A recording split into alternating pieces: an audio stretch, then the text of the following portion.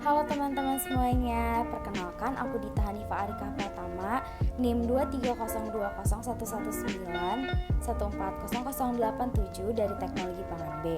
Di sini aku akan menjelaskan cara pembuatan keju mozzarella dari susu sapi murni. Sebelum masuk ke cara pembuatannya, aku jelasin dulu nih, apa sih itu keju mozzarella? Keju mozzarella berasal dari Italia yang dibuat dengan cara dipotong dan ditarik, di mana ciri-cirinya yaitu memiliki warna putih kekuningan berdasarkan warna susu yang digunakan dan tekstur yang elastis dan lentur. Ciri khas dari keju mozzarella yaitu memiliki serat-serat yang tidak dimiliki oleh keju lainnya. Proses pembuatan keju mozzarella pun membutuhkan waktu dan suhu yang pas karena tekstur keju mozzarella yang mudah mengalami perubahan menjadi keras. Pada penasaran kan cara pembuatan keju mozzarella? Berikut cara-cara pembuatan keju mozzarella. Siapkan bahan yaitu 2 liter susu murni, rennet sebanyak 0,3 gram, asam sitrat sebanyak 1,027 gram, dan termometer. Pertama-tama, susu murni dipasteurisasi sampai suhu mencapai 60-65 derajat Celcius dan dipertahankan selama 3 menit sambil diaduk dengan api kecil. Selanjutnya, susu yang sudah dipasteurisasi didinginkan menggunakan es batu untuk mempercepat proses pendinginan. Kemudian, masukkan rennet,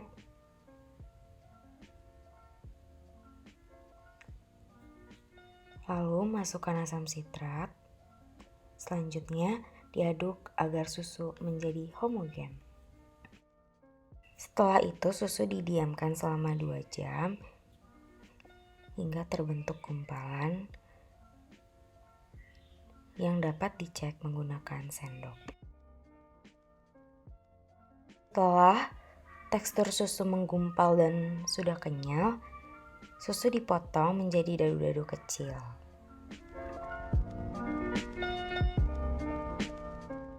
Dapat dilihat cairan susu terbagi menjadi 2, yaitu gumpalan yang biasa disebut curd dan cairan keruh disebut whey.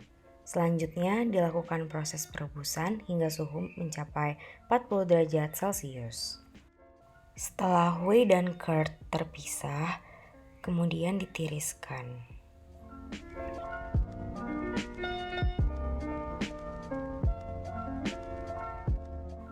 Whey dapat digunakan kembali dengan cara dipanaskan hingga suhu mencapai 80 derajat Celcius.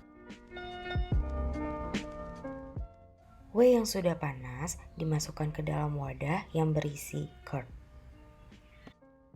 Whey panas digunakan agar curd memiliki tekstur elastis dan lentur untuk memudahkan pembentukan keju. Curd yang sudah direndam whey panas langsung dilakukan penarikan dengan tangan. Apabila curd tidak langsung ditarik, akan mengubah teksturnya menjadi mengeras.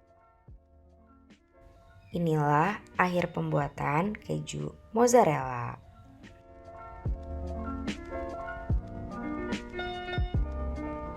Nah, sekarang kita masuk ke pembahasannya yuk. Apa sih fungsi-fungsi bahan yang digunakan pada pembuatan keju mozzarella? Yang pertama itu ada rennet.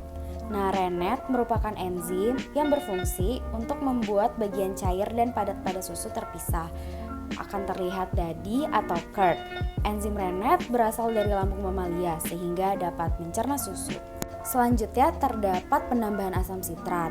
Nah, fungsinya itu yaitu untuk mengoptimalkan cara kerja enzim rennet. Karena rennet bekerja pada asam. Dapat dilihat dari pH susu segar sebesar 6,9 sampai 7,1 turun menjadi 5,8 sampai 6. Penambahan asam yang terlalu banyak dapat menyebabkan kualitas keju mozzarella menurun, di mana apabila pH di bawah 5 akan menyebabkan daya lelehnya berkurang akibat dari kelarutan kasein yang hilang. Pengasaman dengan asam sitrat juga dilakukan untuk menghasilkan curd yang kokoh, sehingga saat curd dipotong tidak banyak lemak dan kasein yang hilang bersama whey. Hal ini menyebabkan pada keju yang dibuat memiliki kandungan kadar protein dan kadar lemak yang tinggi. Setelah penambahan rennet dan asam sitrat ke dalam susu, susu didiamkan selama kurang lebih 2 jam. Hal ini dilakukan agar curd dapat terbentuk dengan sempurna. Curd yang sudah dipisahkan dari whey dilakukan stretching atau penarikan di dalam air panas atau whey yang sudah dipanaskan dengan suhu 75 derajat Celcius. Suhu yang panas berfungsi agar curd tidak putus saat ditarik. Adanya proses penggumpalan atau yang biasa disebut koagulasi pada susu biasanya terjadi pada suasana asam sehingga dapat menghasilkan curd.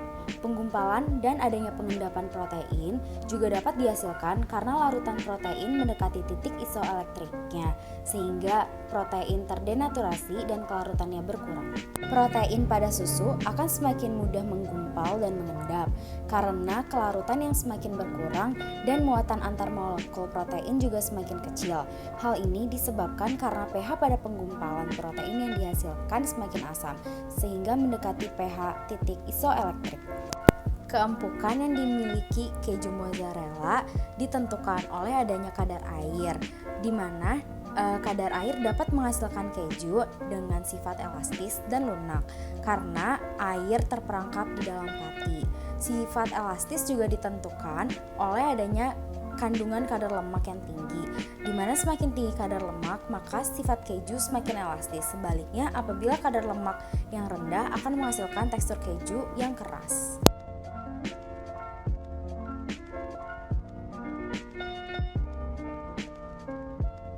Dapat dilihat, keju mozzarella yang dihasilkan memiliki tekstur yang lentur, di mana ciri-ciri keju mozzarella yang berkualitas dapat dilihat dari teksturnya yang elastis, tidak memiliki serabut, dan lunak.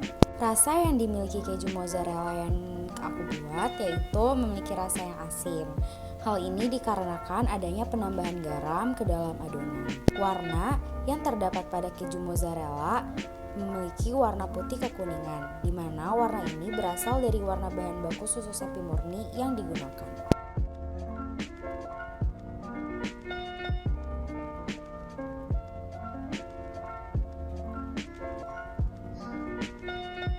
Keju mozzarella memiliki daya leleh yang dipengaruhi oleh adanya kadar lemak dan keseimbangan interaksi antara molekul protein dan air. Lelehan yang terjadi pada saat pemanasan akan membentuk serabut-serabut seperti tali. Hal ini disebabkan karena kalsium yang terdapat pada gumpalan larut dan terpisah dengan molekul kaseinnya.